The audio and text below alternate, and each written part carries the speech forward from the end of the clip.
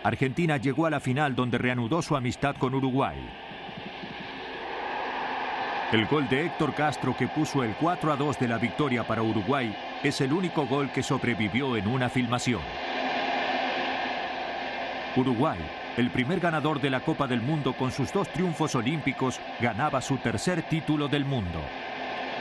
Mi padre fue y tuvo que gritar a Uruguay porque si no lo mataban, me acuerdo que me dijo. Tuvo que levantar la banderita, guardársela la Argentina. Fue otra penosa derrota para Argentina que interrumpiría sus relaciones diplomáticas con Uruguay. Durante los próximos 30 años, Argentina se mantuvo apartado del fútbol mundial. Uruguay se negó a defender su título 4 años después en Italia, pero el dominio del Río de la Plata en el mundo del fútbol estaba fuera de cuestionamiento.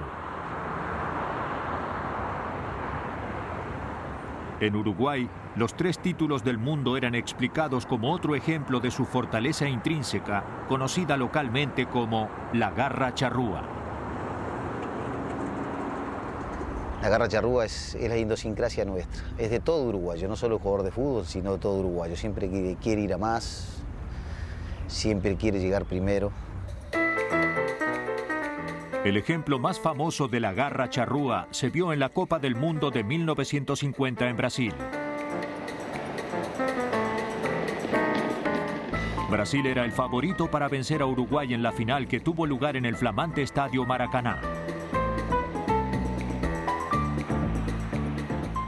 200.000 brasileños colmaron el estadio. Se habían escrito discursos de victoria. El año anterior Brasil había ganado su primera Copa América desde 1922. Merecía ganar su primera Copa del Mundo. Especialmente cuando Friasa marcó un gol al comenzar el segundo tiempo. Pero en el minuto 66, Juan Schiaffino igualó para Uruguay. Cuando faltaban 11 minutos, Alcides Guilla anotó provocando el silencio más profundo en la historia del fútbol. Lo que pasa es que el juego uruguayo lo que tiene mucho amor propio. Van a la cancha y no les gusta perder. Entonces meten ese amor propio, eso de querer ganar, ¿sabes? Y entonces por eso a veces sacan resultados que no se esperan.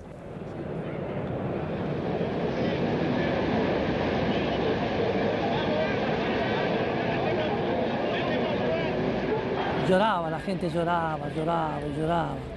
Así, cientos de personas que lloraban. Era una cosa increíble. Y termina el partido y bueno, todo el mundo llorando. Los brasileños porque perdieron, nosotros porque ganamos. La República Oriental del Uruguay había ganado su segunda Copa del Mundo y su 4º título mundial. Brasil, con una población de 54 millones de habitantes, no tenía nada. En 4 campeonatos del mundo, Uruguay había jugado 18 encuentros, ganado 16 y eran aún invictos. La garra había probado su valor. La garra no la perdemos. El día que pierdamos eso, desaparecemos. Ausente de la Copa del Mundo de 1950, estaba un país que bien podría haberla ganado de haber estado allí, Argentina. Cuando el general Juan Domingo Perón asumió el poder en 1946, se propuso construir una Argentina nueva y autónoma. Pudieron estar alejados del mundo del fútbol, pero la década del 40 fue un período de esplendor para la liga. Era visto como un símbolo de los propósitos de Perón. Él no estaba preparado para arriesgarse a una derrota en el extranjero, y esto se vio confirmado por la derrota de Brasil frente a Uruguay.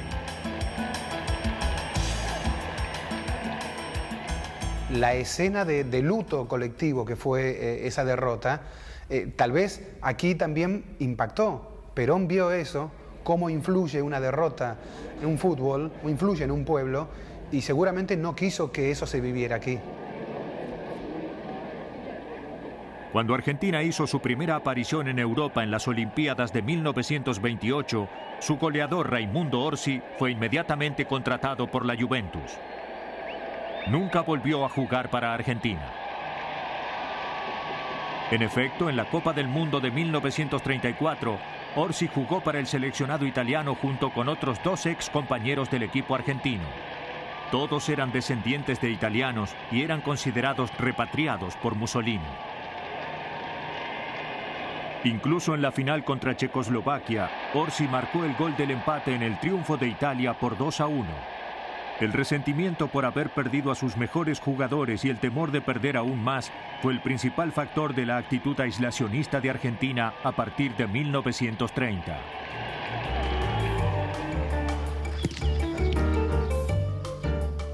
En la década de 1940, la migración a Italia casi desapareció. Fue la edad de oro del fútbol argentino, de jugadores legendarios en grandes equipos, pero ninguno más famoso que River Plate. Se forma la delantera de la máquina, que era Muñoz, Moreno, Pedernera, Labrune y Lustó, que verdaderamente era una máquina de hacer fútbol. Parecía que lo hacían de memoria, con gran habilidad, una estética estupenda. Boca Juniors ganó el primer campeonato profesional de 1931.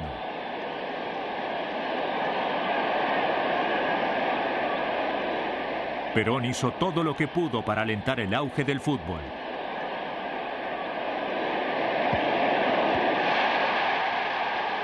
En los años 50, los estadios tenían más gente que en el año 2000. Y todos esos estadios sí fueron construidos con dinero de Perón. Pero, paradójicamente, fueron años en los que Perón era el año de momentos dorados del fútbol argentino, pero también Perón tenía miedo de que Argentina perdiera en el exterior, porque si el fútbol era el orgullo nacional, no podía perder.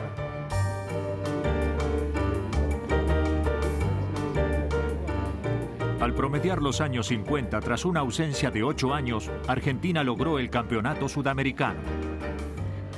En el torneo del año 1957 venció con facilidad tanto a Brasil como a Uruguay. Pero una vez más los agentes europeos estaban al acecho. La historia volvía a repetirse. Los delanteros de 1957 se tornaron casi tan famosos como La Máquina y fueron conocidos como los caras sucias. Todos fueron contratados por clubes italianos. Maschio, Angelillo y Sibori irían a jugar a Italia.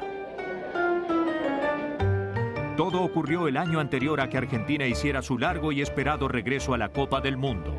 De América éramos los mejores. Ya Brasil y Uruguay habían jugado campeonatos del mundo, 50-54. Entonces, toda Argentina, no jugadores solamente, dirigentes y pueblo argentino, allá somos campeones.